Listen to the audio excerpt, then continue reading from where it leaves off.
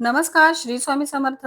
आजच्या या व्हिडिओमध्ये आपण जाणून घेणार आहोत संकष्टी चतुर्थीचे महत्व. या दिवशी कोणती सेवा केली पाहिजे, व्रत कसे करावे, चंद्र दर्शनाचे महत्व काय आहे आणि बाप्पांची कृपा कशी प्राप्त होईल. व्हिडिओ शेवटपर्यंत नक्की पहा, कारण शेवटी मी एक अतिशय सोपी व प्रभावी सेवा सांगणार आहे, जी अनेक भक्त श्रद्धेने करतात आणि त्याचा अनुभव देखील त्यांना आलेला आहे. नमस्कार, स्वागत आहे तुमचं MS10 माझे स्वामी या चॅनलवर. कशा आहात सर्व? मस्त ना? मस्तच राहा आणि स्वामींची सेवा करत राहा. तर हिंदू धर्मामध्ये प्रत्येक महिन्याच्या कृष्ण पक्षातील चतुर्थीला संकष्टी चतुर्थी साजरी केली जाते. संकष्टी या शब्दाचा अर्थच आहे संकटाचा नाश करणारा. भगवान श्री गणेश हे विघ्नहर्ता आहेत. त्यामुळे या दिवशी गणपती बाप्पांची भक्तिभावाने पूजा केल्यास जीवनातील अडचणी, संकटे आणि अडथळे दूर होतात. तसेच जे विद्यार्थी आहेत त्यांनी जर या दिवशी बाप्पांची सेवा केली तर त्यांना अभ्यासामध्ये नक्कीच प्रगती त्यांची होईल आणि त्यांना यश देखील मिळेल. गणपती बाप्पा हे बुद्धी, ज्ञान, यश आणि सुख समृद्धीचे अधिपती आहे. जे भक्त श्रद्धेने संकष्टीचे व्रत करतात त्यांना कामामध्ये यश नक्की मिळते, आर्थिक अडचणी कमी होतात, कौटुंबिक कलह कमी होतो, मनाला शांती प्राप्त होते आणि सर्व मनोकामना पूर्ण होण्यास मदत होते. म्हणूनच अनेक भक्त वर्षानुवर्षे हे व्रत नियमितपणे करत असतात. तर संकष्टी चतुर्थीचे व्रत कशा पद्धतीने करायचे? तर सकाळी लवकर उठून स्नान करावे, घरातील देवघर स्वच्छ करून उंबरठा स्वच्छ करून उंबरठ्याला हळदीचं लेपन करा. त्यानंतर गणपती बाप्पांचा अभिषेक करा.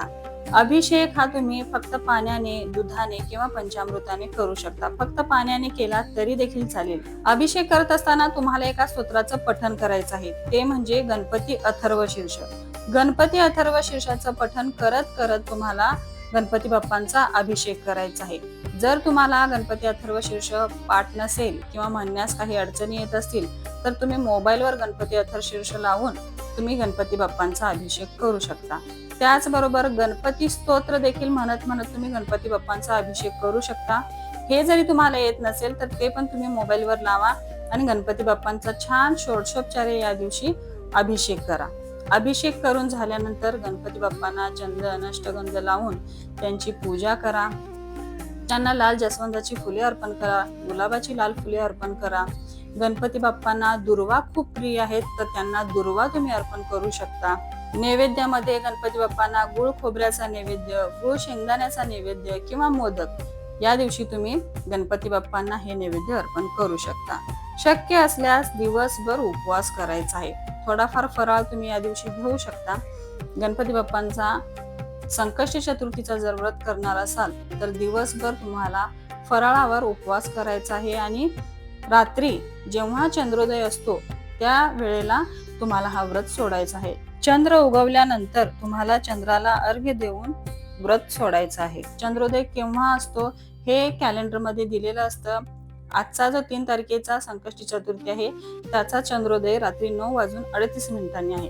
तर प्रत्येक संकष्टीचा चंद्रोदय कधी आहे ते त्यामध्ये दिलेलं असतं. त्या वेळेतच गणपती बाप्पांची आरती करून त्यांना नैवेद्य अर्पण करून मग आपण उपवास सोडायचा असतो. अशा पद्धतीने संकष्टी चतुर्थीचा व्रत केला जातो. तर संकष्टी चतुर्थीला आता सेवा कोणत्या केल्या पाहिजे आपण? तर संकष्टी चतुर्थीला जर तुम्ही हा मंत्र केला तर अत्यंत प्रभावी असे परिणाम तुम्हाला याचे दिसून येतील. तर तो मंत्र आहे ओम श्री विघ्नहर्ताय नमः. या मंत्राचा जाप जर तुम्ही संकष्टी चतुर्थीला केला तर खूप चांगले तुम्हाला अनुभव याचे येतील, खूप चांगले परिणाम तुम्हाला याचे दिसून येतील. ओम श्री विघ्नहर्ताय नमः. गणपती बाप्पा हे विघ्नहर्ता आहे, विघ्नांचा नाश करणारे आहे. तर तुमच्या आयुष्यात काही समस्या, अडचणी असतील, काही विघ्न असतील तर तुम्ही ओम श्री विघ्नहर्ताय नमः या मंत्राचा जाप करा. 11 माळी संकष्टी चतुर्थीला तुम्ही या मंत्राचा जाप करा. रोजच्या सेवेमध्ये सुद्धा तुम्ही या मंत्राचा जाप करू शकता. आता जे विद्यार्थी आहेत ज्यांना परीक्षेमध्ये अडचणी येतात, ज्यांना अभ्यास केलेला लक्षात राहत नाही तर त्यांनी गणपती बाप्पांची सेवा करावी. रोज गणपती स्तोत्र किंवा गणपती अथर्व शीर्ष याचे पठण करावे, कारण की गणपती बाप्पा हे बुद्धीची देखील देवता आहे. अभ्यासात मन लागत नसेल, परीक्षेमध्ये यश मिळत नसेल कष्ट मेहनत तर आपल्याला करावीच लागेल, पण त्याचबरोबर गणपती बाप्पांच्या या स्तोत्राचा मंत्राचे जर तुम्ही पठण केले तर नक्कीच तुम्हाला परीक्षेमध्ये यश मिळेल. आता जाणून घेऊया एक सोपी आणि सुंदर अति उच्च कोटीची गणपती बाप्पांची सेवा, जी गणपती बाप्पांनाही खूप प्रिय आहे. सायंकाळी गणपती बाप्पांसमोर एक तुपाचा दिवा लावावा आणि 21 दुर्वांची जोडी घ्यायची आहे हातामध्ये, आणि त्यावरती आपल्याला 21 वेळा गणपती अथर्व शीर्ष म्हणायचं आहे.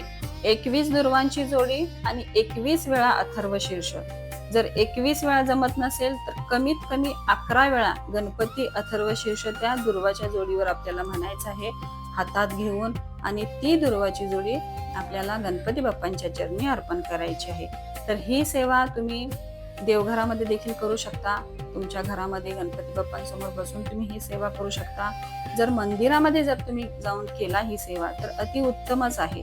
पण जर जमत नसेल मंदिरामध्ये तर घरी बसून तुम्ही ही सेवा करू शकता. मंदिरामध्ये जर जाणं जमत असेल तर मंदिरामध्ये बसून तुम्ही 21 दुर्वाची जोडी हातात घ्या आणि त्यावरती 21 वेळा अथर्व शीर्ष म्हणा, कमीत कमी 11 वेळा अथर्व शीर्ष म्हणा, आणि ती जोडी गणपती बाप्पांच्या चरणी तिथे अर्पण करा आणि आपल्या मनातील इच्छा बाप्पांसमोर व्यक्त करा. ही सेवा श्रद्धा आणि विश्वासाने केल्यास मानसिक समाधान मिळते आणि भक्ती अधिक दृढ होते आणि आपल्या इच्छा मनोकामना पूर्ण होण्यास मदत होते. गणपती बाप्पांच्या मंत्राचा जाप तुम्ही करू शकता. ओम गण गणपते नमः किंवा ओम श्री विघ्नहर्ताय नमः 11 वेळा या मंत्राचा जाप करा. जी काही तुम्ही सेवा करणार आहात, कोणतीही तुम्ही सेवा करा, पण सेवा करत असताना श्रद्धेने करावी. शक्य तितके शांत आणि सकारात्मक राहावे. कोणाचाही अपमान करू नका. गरजू व्यक्तींना या दिवशी अन्नदान करा किंवा मदत करा आणि गणपती बाप्पांच्या नामस्मरणात राहा. संकष्टी चतुर्थी हे केवळ व्रत नसून गणेशाप्रती भक्ती व्यक्त करण्याचा एक सुंदर मार्ग आहे. जर तुम्ही उपवास करणार नसाल तर फक्त तुम्ही ही सेवा केली तरी ती गणपती बाप्पांच्या चरणी रुजू होईल. फक्त उपवास करावा असंच नाही, पण जे नित्य नेमाने व्रत करत आहेत त्यांनी उपवास केलाच पाहिजे या दिवशी. जे उपवास करत नाही त्यांनी फक्त ही सेवा केली तरी चालेल. श्रद्धा, विश्वास आणि भक्तिभावाने केलेली छोटीशी सेवा देखील बाप्पाला प्रिय असते. त्यामुळे संकष्टी चतुर्थीला 5-10 मिनिटाची जरी तुम्ही सेवा केली मनापासून तरी ती बाप्पांच्या चरणी रुजू होते. तर संकष्टी चतुर्थीला नक्की या सगळ्या सेवा करा. गणपती बाप्पांची षोडशोपचारे पूजा करा, कारण की महिन्यातून एकच वेळा संकष्टी चतुर्थी येते आणि हीच एक संधी असते आपल्याकडे की बाप्पांची या दिवशी खूप भरभरून सेवा करावी. तर इतर वेळेला आपल्याकडून काही सेवा होत नाही, पण संकष्टी चतुर्थी निमित्त आपल्याकडून थोडीफार का होईना या दिवशी सेवा घडतेच घडते. त्यामुळे संकष्टी चतुर्थीला या सगळ्या सेवा करा. या सगळ्या सेवा तुम्हाला जर जमल्या नाही तर कोणतीही एक सेवा करा. तुम्ही फक्त नामस्मरण दिवसभर केला आणि घरामध्ये दोन्ही वेळेला आरती केली, बाप्पांना नैवेद्य दाखवला तरी खूप झालं. पण घरामध्ये बाप्पांची सेवा या दिवशी आपल्याकडून झालीच पाहिजे. दोन्ही वेळेला बाप्पांची आरती करा, बाप्पांना दोन्ही वेळेला नैवेद्य दाखवा. तुम्हाला जे करणं सोयीस्कर वाटतं, मोदक करावेसे वाटतात मोदक करा, शिऱ्याचा नैवेद्य करा. काहीच जमलं नाही तर गुळ खोबऱ्याचा नैवेद्य बाप्पांना दाखवा.